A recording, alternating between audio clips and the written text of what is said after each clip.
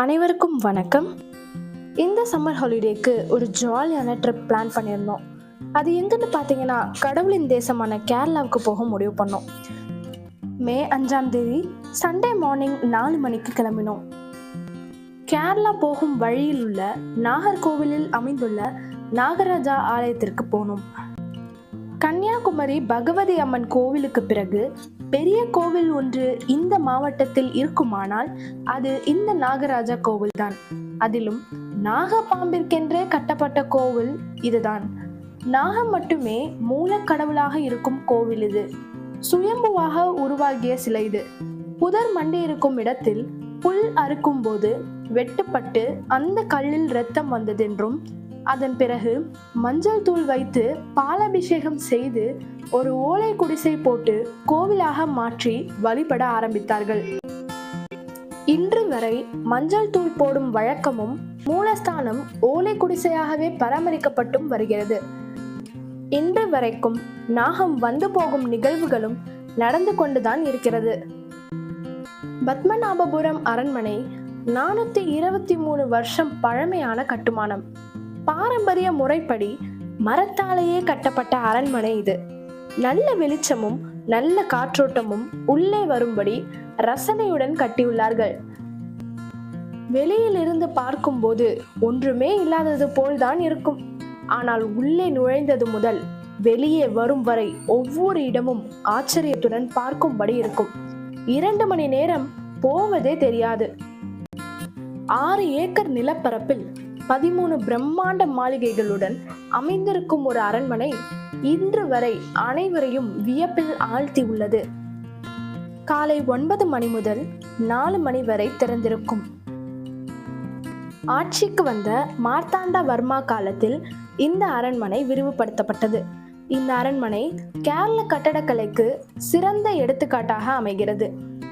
அரண்மனை நுழைவு கட்டடத்தை பூமுகம் என்று அழைக்கப்படுகிறது. இந்த பூமுக வாயிலில் மர வேலைப்பாடும் கருங்கல் தூணும் அமைந்திருக்கிறது. இந்த கதவில் 90 வகையான தாமரைகள் செதுக்கப்பட்டுள்ளது.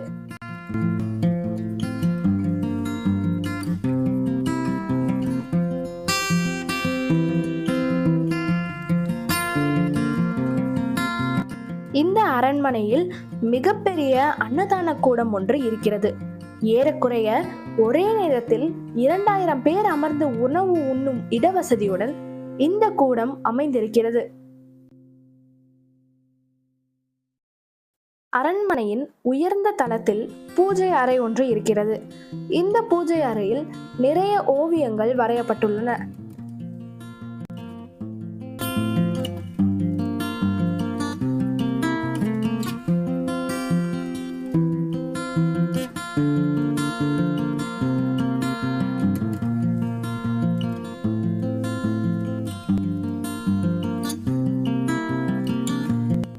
அரண்மனை வளாகத்தில் இருக்கின்ற உப்பரிகை மாளிகைக்கு அருகில் சரஸ்வதி கோவில் ஒன்று இருக்கிறது. அரண்மனையின் முதல் தளத்தில் அரசரின் படுக்கை அறை ஒன்று இருக்கிறது. இதில் மருத்துவ குணம் கொண்ட மூலிகை மரத்தினால் செய்யப்பட்ட கட்டில் ஒன்று இருக்கிறது. கேரளா சென்றால் எல்லாரும் கட்டாயம் பார்க்க வேண்டிய இடம் இது.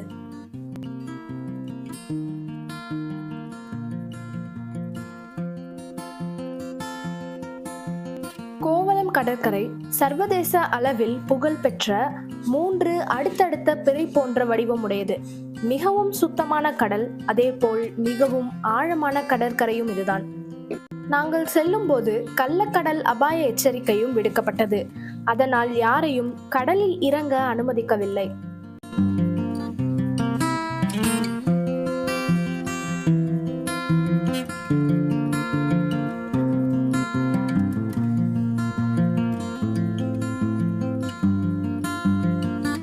பிறகு நாங்கள் தங்கியிருந்த விடுதியில் வேலட் கார் பார்க்கிங் வசதியும் இருந்தது.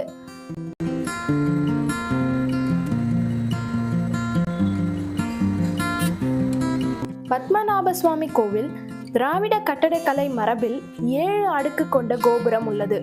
இந்த கோபுரம் கூம்பு வடிவில் இருக்கிறது. இந்த கோவிலில் மூலவர் பெருமாள் ஆவார். இங்கு அரிசியிலான அரவணை பிரசாதம் தருகிறார்கள். அடுத்ததாக தென்மலா ஈகோ டூரிசம்க்கு போனோம். கண்டிப்பா குழந்தைகளுக்கு இந்த பிளேஸை ரொம்ப பிடிச்சிரும். லெஷர் ஜோன்ல நாங்க ஃபர்ஸ்டா ஃபாரஸ்ட் ட்ரெக்கிங்க்கு போனோம். ரொம்ப த்ரில்லிங்கா இருந்துச்சு. உள்ள போக போக ரியலிஸ்டிக்கா நிறைய டைனோசர் சிற்பம் இருந்துச்சு. தென்மலா கல்லடா அணைக்கட்டு வரைக்கும் இந்த ட்ரெக்கிங் அமைஞ்சிச்சு.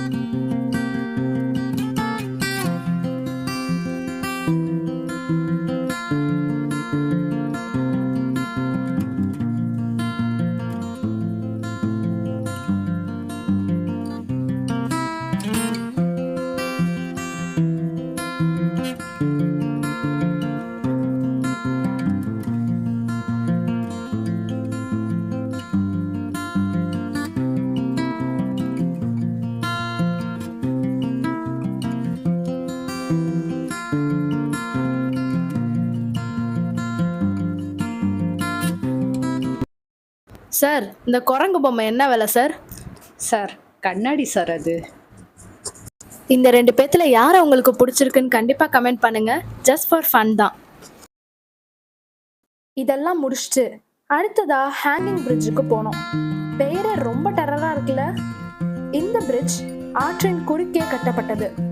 தினமும் மார்னிங் 9 மணிலேருந்து ஈவினிங் 5 மணி வரைக்கும் அலோவ் பண்றாங்க.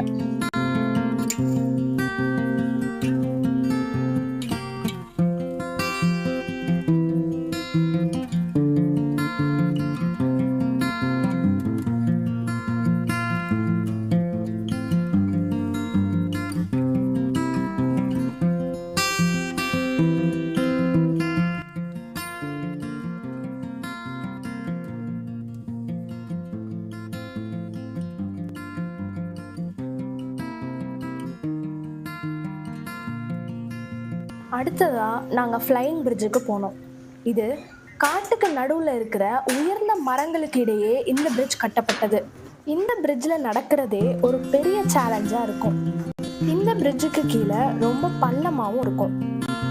இந்த பிரிட்ஜில் கால் எடுத்து வைக்கவே நிறைய பேர் பயந்தாங்க. அதில் நானும் ஒன்று.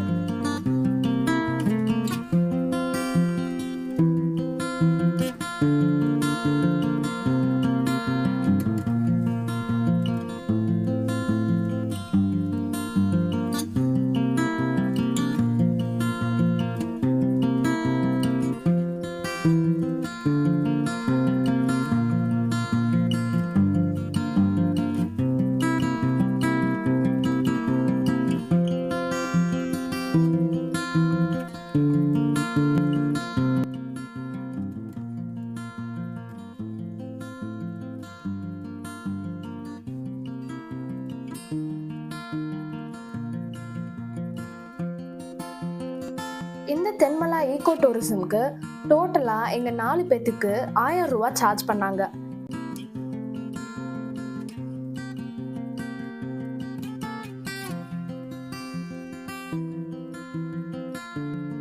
இந்த கேரளா ட்ரிப் ரொம்ப சுவாரஸ்யமாகவும் ரொம்ப ஜாலியாகவும் இருந்துச்சு. இந்த வீடியோவில் காட்டின இடத்துலயே உங்களுக்கு எந்த இடம் ரொம்ப பிடிச்சிருந்துச்சுன்னு கண்டிப்பாக கமெண்ட் பண்ணுங்க. மீண்டும் அடுத்த வீடியோவில் உங்களை சந்திக்கிறேன். நன்றி.